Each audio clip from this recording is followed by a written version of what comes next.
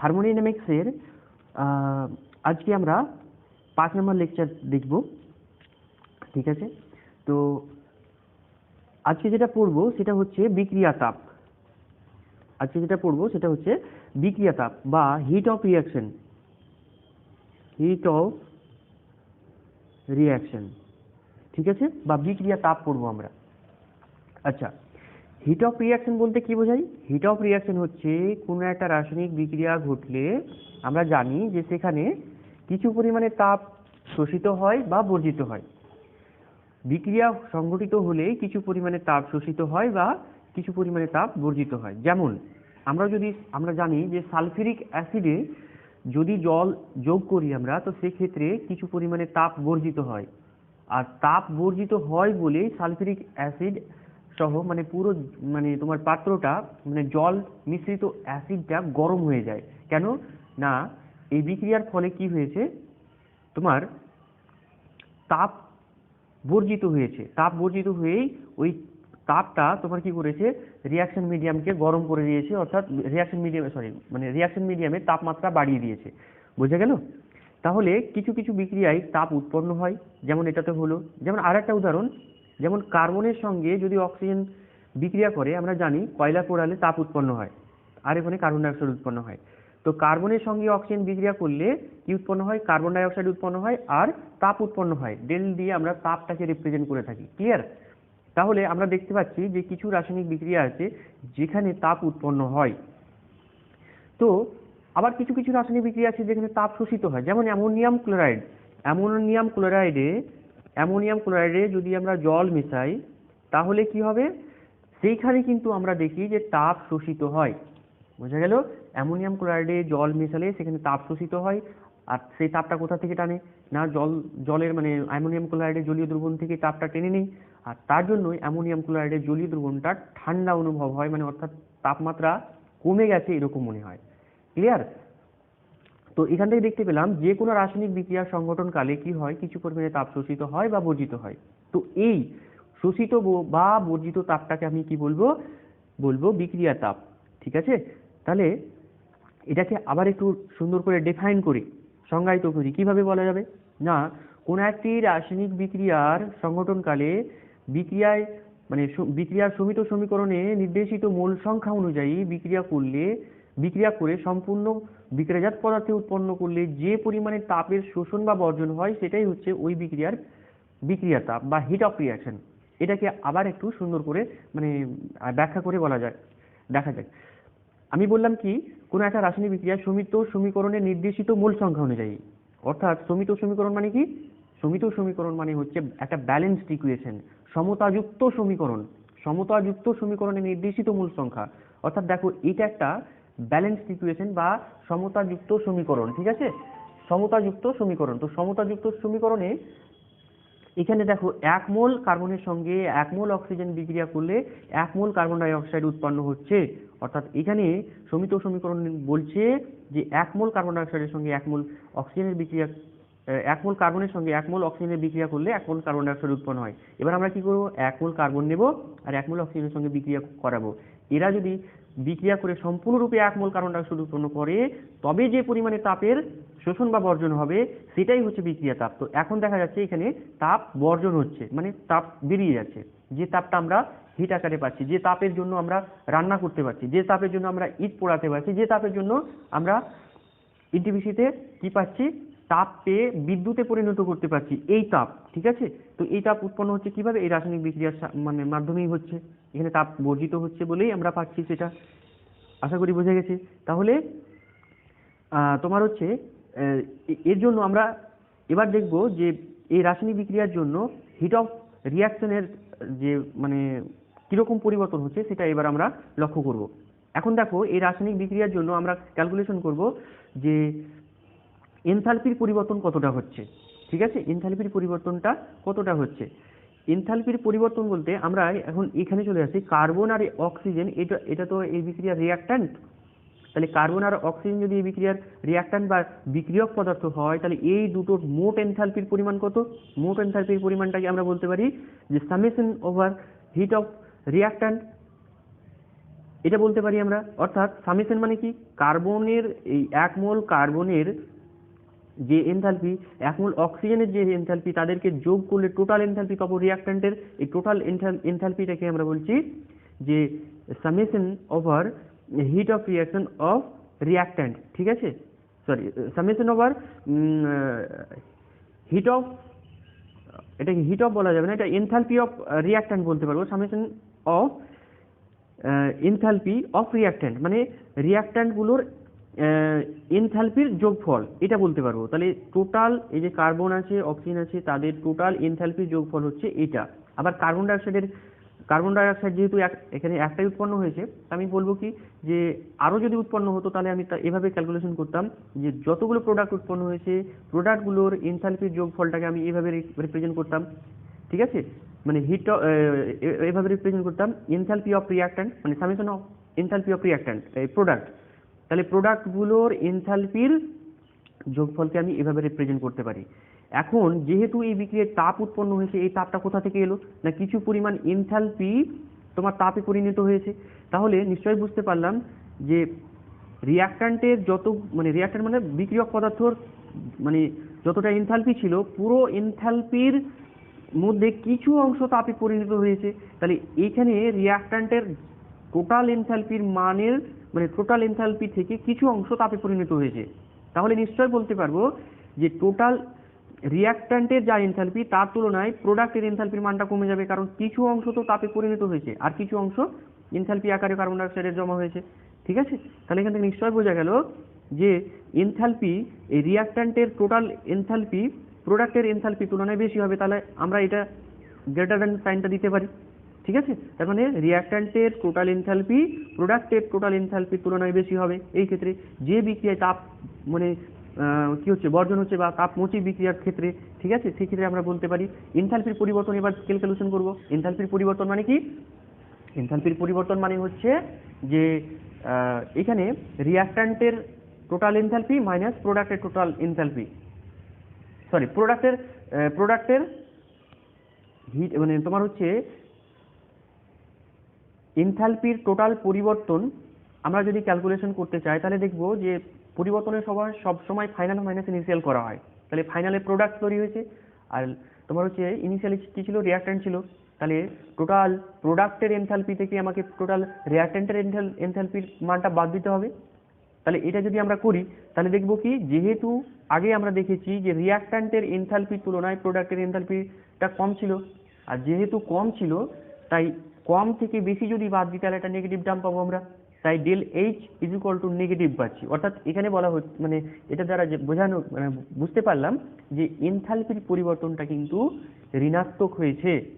তাহলে এখান থেকে মানে বোঝা গেল যে এক্সোথার্মিক রিঅ্যাকশনের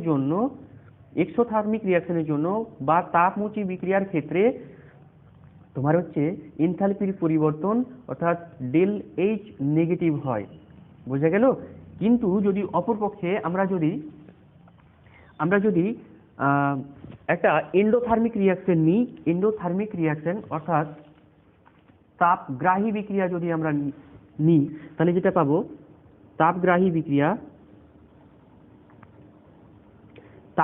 বিক্রিয়ার জন্য দেখা যাবে যে কিছু পরিমাণে তাপ শোষিত হচ্ছে, ঠিক আছে, পরিপার্শ্বিক থেকে কিছু পরিমাণে তাপ শোষিত হচ্ছে। যেমন অ্যামোনিয়াম ক্লোরাইড আর জলের সঙ্গে বিক্রিয়া করলে কি তৈরি হয়, অ্যামোনিয়াম হাইড্রক্সাইড উৎপন্ন হয়। তো এর সঙ্গে কিছু পরিমাণে তাপ শোষিত হয়ে যায়। তাপ শোষিত হয় বলে জলটা কিন্তু ঠান্ডা হয়ে যায়। জল থেকেই বা দ্রবণ থেকে জল মানে তোমার হচ্ছে তাপটা শোষণ করে নেই প্রোডাক্টগুলো, তার কারণেই কি হচ্ছে জলটা বা তোমার হচ্ছে দ্রবণটা ঠান্ডা হয়ে যাচ্ছে। আর এই কারণে প্রোডাক্টের এনথালপির মান কিন্তু বেড়ে যাচ্ছে কার তুলনায়, রিঅ্যাক্ট্যান্টের টোটাল এনথালপির তুলনায়, ঠিক আছে। সেই ক্ষেত্রে তোমার হচ্ছে আমরা কি বলতে পারবো যে এখানে অ্যামোনিয়াম হাইড্রক্সাইড উৎপন্ন হয়। তাহলে প্রোডাক্টের টোটাল এনথালপির মানটা আমরা এরভাবে লিখবো, summation over H of product. আর এটা রিঅ্যাক্ট্যান্টের যে টোটাল এনথালপি সেটাকে আমরা যদি এরকম করে বলি যে summation over enthalpy of reactant. তাহলে আমরা যেহেতু এখানে কিছু পরিমাণে তাপ শোষিত হলো তাই আমরা কি করব, এই যে তাপটা যেটা শোষিত হয়েছে সেটা এনথালপি আকারে তোমার হচ্ছে অ্যামোনিয়াম হাইড্রক্সাইডে জমা হয়েছে।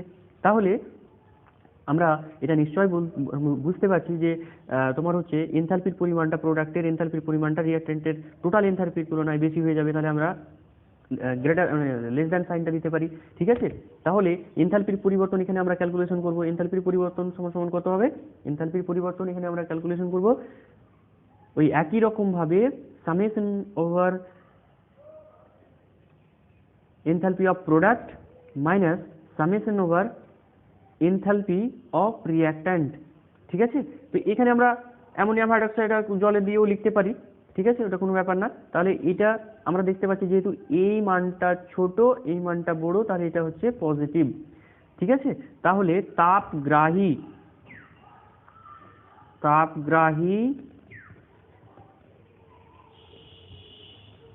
বিক্রিয়ার ক্ষেত্রে আমরা যেটা পেলাম সেটা হচ্ছে এনথালপির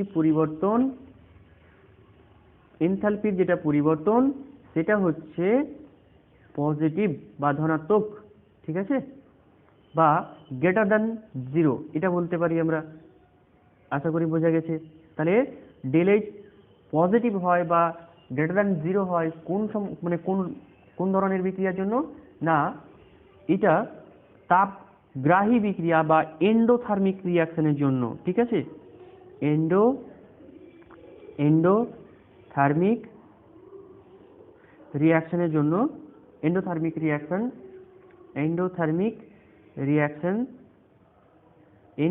রিঅ্যাকশনের জন্য এটা যেটা হয়, এন্ডোথার্মিক রিঅ্যাকশনের জন্য ডেল এইচ এর মানটা গ্রেটার দ্যান 0 হয়, ঠিক আছে।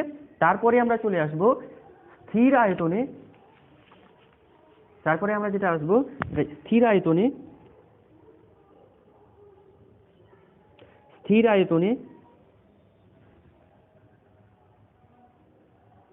স্থির আয়তনে বিক্রিয়া তাপ,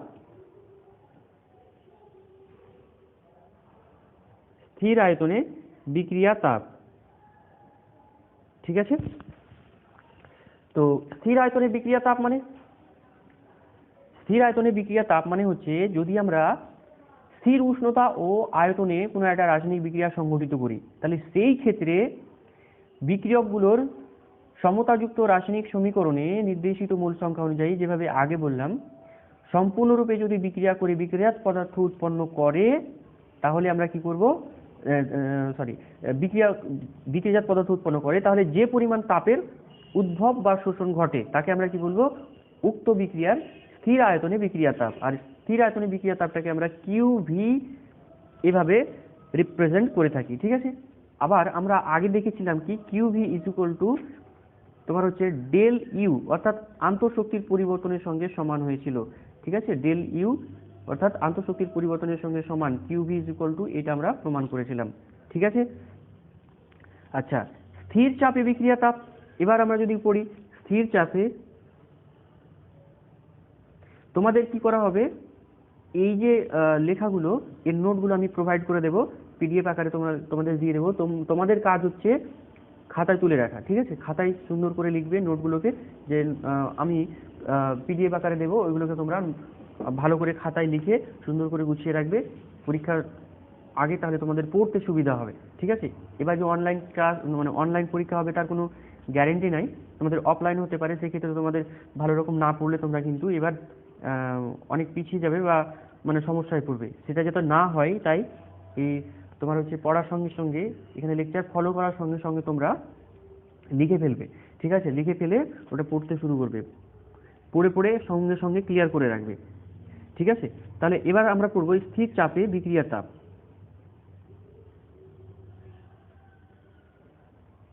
স্থির চাপে বিক্রিয়া তাপটাকে আমরা কিউপি আকারে লিখতে পারি, অর্থাৎ কিউ মানে হচ্ছে কি তাপের পরিবর্তন, আর পি এখানে সাফিক্সে লিখেছি, তার মানে হচ্ছে এটা হচ্ছে স্থির চাপে, বুঝে গেল। আর এটা আগে আমরা দেখেছি যে QP is equal to del H এর সঙ্গে সমান হয়।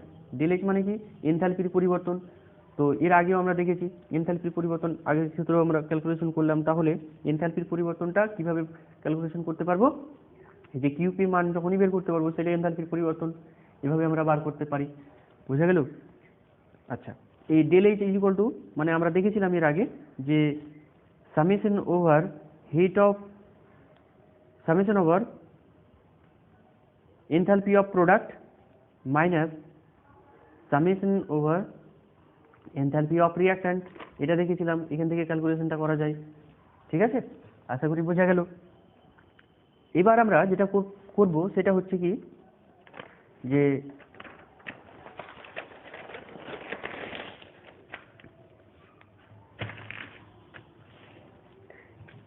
এবার আমরা দেখব যে স্থির চাপে বিক্রিয়া তাপ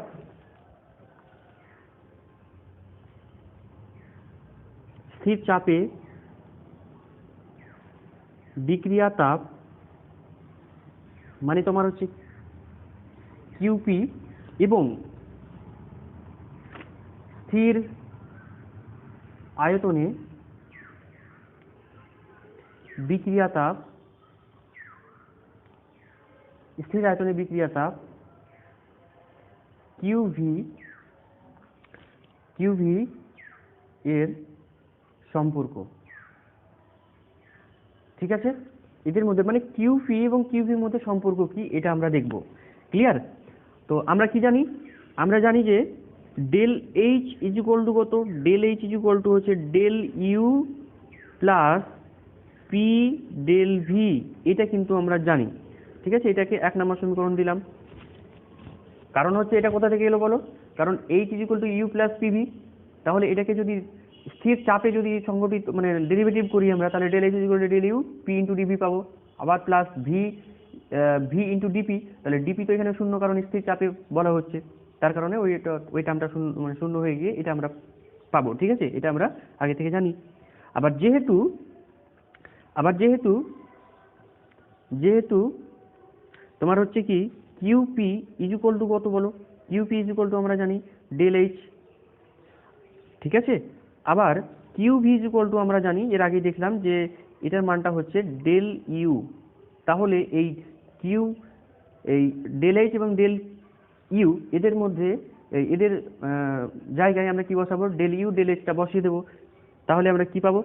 QP is equal to QV plus P into del V, এটা পেলাম। ঠিক আছে, এটাকে আমরা 2 নম্বর সমীকরণ বললাম। আশা করি বোঝা গেছে। এখন এন মোল আদর্শ গ্যাসের জন্য সমীকরণটা কি? এন মোল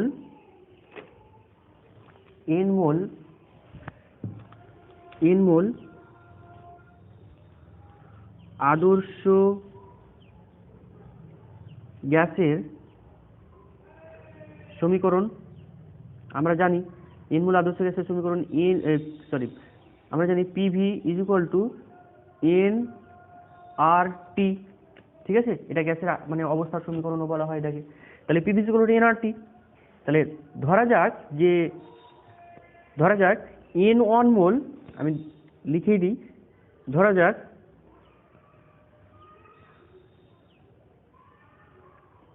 এন ওয়ান মোল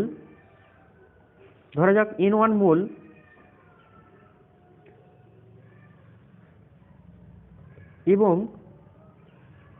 N2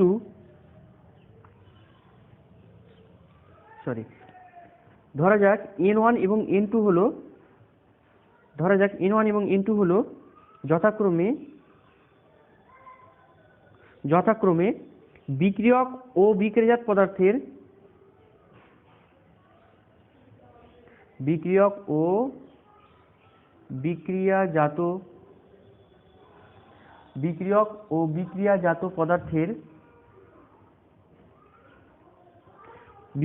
পদার্থের মোল সংখ্যা।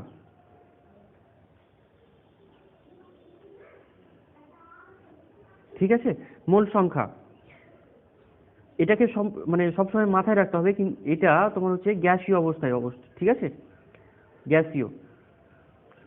তাহলে এই যে আগে একটা বিক্রিয়া লিখেছিলাম, যেরকম ধরো কার্বন প্লাস যে অক্সিজেন দিয়ে উৎপন্ন হলো কার্বন ডাই অক্সাইড, তাহলে মোল সংখ্যা এবার কিভাবে ক্যালকুলেশন করব? এখানে টোটাল বিক্রিয়ক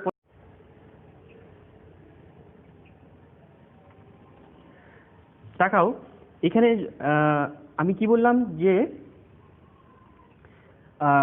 এন মোল আদর্শ গ্যাসের সমীকরণ আমরা কি বলেছি? PV equal to nRT. আবার ধরে নিচ্ছি যে বিক্রিয়ক পদার্থগুলোর মোট মোল সংখ্যা হচ্ছে এন1 আর বিক্রিয়াজাত পদার্থগুলোর মোট মোল সংখ্যা হচ্ছে এন2, এটা ধরে নিচ্ছি। তবে এটা মাথায় রাখতে হবে যে এই মোল সংখ্যা কিন্তু শুধুমাত্র গ্যাসীয় বিক্রিয়ক এবং বিক্রিয়াজাত পদার্থের ক্ষেত্রে প্রযোজ্য। এখন দেখে নিচ্ছি যে কার্বন আগে ছিল কিরকম। কার্বনের সঙ্গে অক্সিজেন বিক্রিয়া করে কি উৎপন্ন হচ্ছিল, কার্বন ডাই অক্সাইড উৎপন্ন হচ্ছিল। ঠিক আছে, কার্বনের সঙ্গে যদি অক্সিজেন বিক্রিয়া করে তাহলে উৎপন্ন কি হয়, কার্বন ডাই অক্সাইড উৎপন্ন হয়, এটা দেখেছি। তো এখন কার্বনটা যেটা তো সলিড বা কঠিন পদার্থ, তাহলে এটা 1 মোল, এটা 1 মোল, মানে বিক্রিয়া করে কার্বন ডাই অক্সাইড 1 মোল উৎপন্ন হচ্ছে। তাহলে টোটাল আমি N1 এর মান কত লিখবো বলো তো, এখানে 1 আর 1 2 হয়, কিন্তু একটা কথা মাথায় রাখতে হবে, শুধুমাত্র আমরা গ্যাসীয় মৌলিক মানে গ্যাসীয় পদার্থের মোল সংখ্যাকে কাউন্ট করব। ঠিক আছে, তাহলে গ্যাসীয় পদার্থের মোল সংখ্যাকে যদি আমরা কাউন্ট করতে চাই, তাহলে তাকাও এখানে তোমার হচ্ছে কি যে এখানে রিঅ্যাক্ট্যান্ট হিসেবে অক্সিজেন 1 মোল আছে এবং এটা গ্যাসীয়, তাহলে এখানে N1 = 1 হবে। আবার কার্বন ডাই অক্সাইড এটা যেহেতু গ্যাসীয়, তাই এখানেও N2 এর মানটা সমান সমান 1 হবে। আশা করি ক্লিয়ার হয়েছে।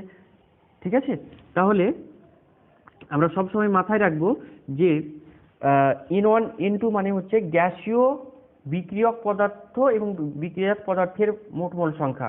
এখানে কোনো তরল পদার্থ বা গ্যাস, যদি অন্য কোনো তোমার হচ্ছে কঠিন পদার্থ থাকে, তাহলে তাদের মোল সংখ্যাগুলোকে কিন্তু আমরা কাউন্ট করব না। ঠিক আছে, তাহলে এবার আমরা যদি ওইরকম হয় এবং এর ক্ষেত্রে যদি তোমার হচ্ছে আমরা পরিবর্তনটা ক্যালকুলেশন করতে চাই, তাহলে দেখো আমরা ডেল এন কত পাবো বলো তো, ডেল এন N2 - N1 করব। ঠিক আছে, N2 - N1 কেন, মোট বিক্রিয়াজাত পদার্থের মোট মোল সংখ্যা মানে গ্যাসীয় বিক্রিয়াজাত পদার্থের মোট মোল সংখ্যা মাইনাস গ্যাসীয় বিক্রিয়ক পদার্থগুলোর মোট মোল সংখ্যা, এটাই হচ্ছে মোল সংখ্যার পরিবর্তন। ঠিক আছে, তাহলে আমরা এখান থেকে দেখতে পাচ্ছি কি যে পি ডেল ভি কত পাবো, পি ইন্টু ডেল ভি, এটা সমান সমান কত পাবো, এটা সমান সমান পাবো আমরা, প্রমাণ করা যাচ্ছে যে ডেল এন ইন্টু আর টি, এটা প্রমাণ করা যাবে। ঠিক আছে, এটা প্রমাণ করা যায়। তাহলে এই মানটা যদি আমি ওই আগের সমীকরণে বসিয়ে দিই, তাহলে কি হবে, তাহলে হবে কি কিউপি সমান সমান QV, QP QV plus del N R T, এই সমীকরণটা পাওয়া গেল। আর এটা হচ্ছে তাদের মধ্যে সম্পর্ক। বোঝা গেল? তাহলে এটা মানে তোমরা বাড়িতে প্রমাণ করবে এবং সঙ্গে তোমরা ক্লাস 11-এর বইটাও তোমরা ফলো করতে পারো। এটা তোমরা ফলো করো এবং এটা পরীক্ষার জন্য তুমি হচ্ছে প্র্যাকটিস করে এটাকে ভালো করে তৈরি করে রেডি রাখো, যাতে করে পরীক্ষার সময় কোনো প্রবলেম না হয়। আচ্ছা আচ্ছা, এবার আমরা দেখব গঠন তাপ।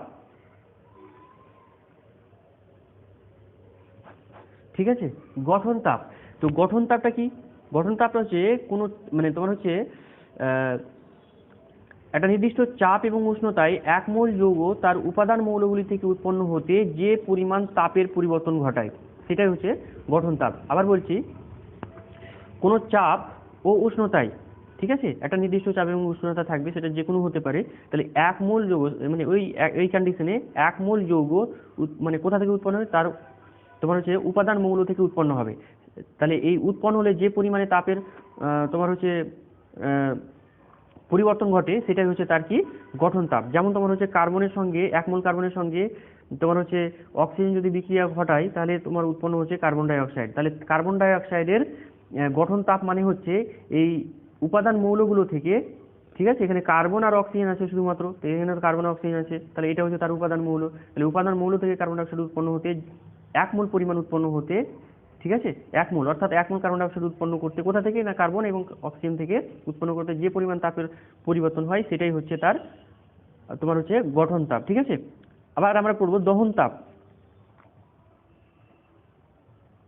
দহন তাপটা কি, দহন তাপটা হচ্ছে স্থির উষ্ণতা ও চাপে একই রকম 1 মোল পরিমাণ পদার্থের সম্পূর্ণ দহনে যে তাপের পরিবর্তন হয়, তাকে ওই পদার্থের দহন তাপ বলা হয়। অর্থাৎ এইটাকে তোমার হচ্ছে যেরকম ধরো কার্বনের দহন তাপ কত যদি জিজ্ঞেস করি, তাহলে কার্বনকে আগে কি করতে হবে, 1 মোল কার্বনকে মানে তোমার হচ্ছে সাফিসিয়েন্ট মানে তোমার হচ্ছে অক্সিজেনে পুড়িয়ে সম্পূর্ণরূপে প্রোডাক্টে পরিণত করতে, অর্থাৎ 1 মোল কার্বনকে সম্পূর্ণরূপে পুড়িয়ে কার্বন ডাই অক্সাইড পরিণত করতে যে পরিমাণ তাপের পরিবর্তন ঘটে, ঠিক আছে, বা তাপ উৎপন্ন হয়, সেটাই হচ্ছে কি তার দহন তাপ।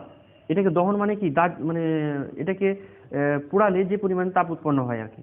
1 মোল পদার্থকে পোড়ালে যে পরিমাণ তাপ উৎপন্ন হবে সেটাই হচ্ছে তার দহন তাপ। এবার যদি প্রমাণ দহন তাপ বলি, প্রমাণ দহন তাপ, তাহলে প্রমাণ কথা যখন আসবে তখন কি করব, প্রমাণ অবস্থা নির্দেশ করব।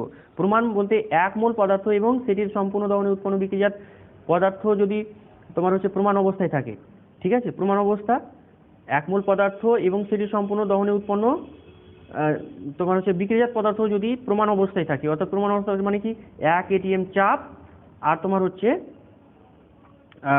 25 ডিগ্রি সেন্টিগ্রেড উষ্ণতা, ঠিক আছে, মানে 298 কেলভিন উষ্ণতা, এটা হচ্ছে প্রমাণ অবস্থা। তো এই প্রমাণ অবস্থায় তোমার হচ্ছে যদি দুটোই থাকে, মানে রিঅ্যাকট্যান্ট প্রোডাক্ট দুটোই যদি থাকে এবং এর ফলে মানে এই মানে দহনের ফলে যে পরিমাণ তাপের পরিবর্তন ঘটবে সেটা হচ্ছে তার প্রমাণ দহন তাপ। আর এটাকে আমরা ডেল এইচ সি জিরো লিখবো। এখন ডেল এইচ সি জিরো মানে এটা কি, সি মানে হচ্ছে কম্বাসন, কম্বাসন মানে দহন, ঠিক আছে, সি মানে বললাম কম্বাসন, কম্বাসন মানে দহন, মানে আর এটা ডেল এইচ মানে কি এনথালপির পরিবর্তন, তাহলে দহন এনথালপির পরিবর্তন, আর এটা জিরো দিয়েছি, এটা প্রমাণ অবস্থা নির্দেশ করে, জিরো মানে হচ্ছে প্রমাণ অবস্থা নির্দেশ করে। তাহলে প্রমাণ অবস্থায় 1 মোল পরিমাণ কোনো একটা পদার্থকে সম্পূর্ণরূপে পোড়ালে যে পরিমাণে তাপের পরিবর্তন ঘটে, ঠিক আছে, যে পরিমাণে তাপের পরিবর্তন ঘটে অর্থাৎ এনথালপির পরিবর্তন ঘটে, সেটাকেই আমরা কি বলবো, প্রমাণ দহন তাপ, ঠিক আছে। আচ্ছা, তারপরে আমরা দেখব যে বন্ধন শক্তি। বন্ধন শক্তি কি, নির্দিষ্ট উষ্ণতা, পরে আমরা পড়ব কি, পরে আমরা পড়ব বন্ধন শক্তি। এবার আমরা পড়ব বন্ধন শক্তি। বন্ধন শক্তি কি, বন্ধন শক্তি হচ্ছে নির্দিষ্ট উষ্ণতা ও চাপে 1 মোল গ্যাসীয় যৌগ মধ্যস্থ কোনো নির্দিষ্ট প্রকার সমস্ত বন্ধনগুলি তোমার হচ্ছে আলাদা আলাদা করে যে ভিন্ন ভিন্ন বন্ধন বিয়োজন শক্তির প্রয়োজন হয় তার গড় মানকে ওই বন্ধনের বন্ধন শক্তি বলে। যেমন তোমার হচ্ছে মানে এই ডেফিনেশনটা তোমরা চাইলে আবার রিপিট করতে পারো, মানে টেনে, ঠিক আছে, ব্যাকে টেনে, ভিডিওটাকে ব্যাকে টেনে রিপিট করতে পারো। তবে এটা উদাহরণ দিচ্ছি আমি আবার, যেরকম ধরো তোমাকে বলা হলো সিএইচ এর বন্ধন শক্তি কত, তাহলে আমরা জানি মিথেনে 4টা সিএইচ বন্ড আছে, ঠিক আছে, মিথেনে 4টা সিএইচ বন্ড আছে, তাহলে প্রথম বন্ডটাকে ভাঙলে যে পরিমাণে শক্তি লাগবে, প্রথম বন্ডটাকে ভাঙলে যে পরিমাণ শক্তি লাগবে তোমার হচ্ছে দ্বিতীয় বন্ডটাকে ভাঙতে কিন্তু আলাদা পরিমাণ শক্তি লাগে। কিরকম দেখো, প্রথম বন্ড ভাঙলে যেটা তৈরি হয় সি এ, এখন 3টে বন্ড আছে, ঠিক আছে, আর এখানে হাইড্রোজেন উৎপন্ন হলো, তো এখানে দ্বিতীয় বন্ড, এখানে যে পরিমাণে শক্তি লাগলো সেটা যাই মান হোক না কেন, দ্বিতীয় বন্ডটাকে ভাঙতে আর অন্য মান হবে, ঠিক আছে, তৃতীয় বন্ড ভাঙতে আবার অন্য তোমার মানে অন্য একটা তোমার অন্য এই আলাদা পরিমাণ শক্তি প্রয়োজন হবে, চতুর্থ বন্ড ভাঙতেও কিন্তু আলাদা পরিমাণের শক্তি প্রয়োজন হবে, ঠিক আছে। এখন চারটা টোটাল যে তোমার হচ্ছে 4টা বন্ড ভাঙতে আলাদা আলাদা শক্তি প্রয়োজন হলো, তাহলে যে টোটাল যে শক্তি প্রয়োজন হলো তাকে যদি আমরা 4 দিয়ে ভাগ করি তাহলে যে শক্তিটা পাবো সেটা হচ্ছে একটা এই যে মানে তোমার হচ্ছে সিএইচ বন্ড আছে, সিএইচ বন্ড ব্রেক করার জন্য মানে বন্ধন তোমার হচ্ছে বন্ধন শক্তি, এটাকেই আমরা বলছি যে যে গড় মানটা পাওয়া যাবে সেটাই হচ্ছে তার সিএইচ বন্ধনের বন্ধন শক্তি। আশা করি ক্লিয়ার হয়েছে, ঠিক আছে। এবার বন্ধন বিয়োজন শক্তি বলবো।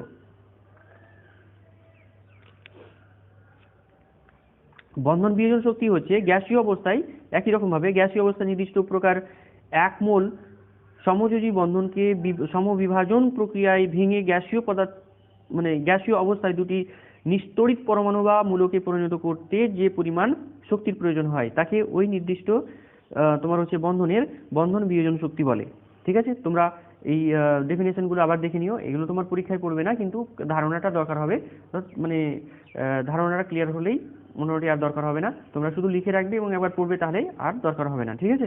আমি এটার নোটগুলো পরে প্রোভাইড করে দেবো, পরে বলতে তোমার হচ্ছে এই ভিডিও দেওয়ার সঙ্গে সঙ্গে প্রোভাইড করবো, তোমরা শুধু খাতায় লিখে রাখবে, একবার করে বুঝে রাখবে, তাহলেই হবে, ঠিক আছে। আজকে এই পর্যন্তই।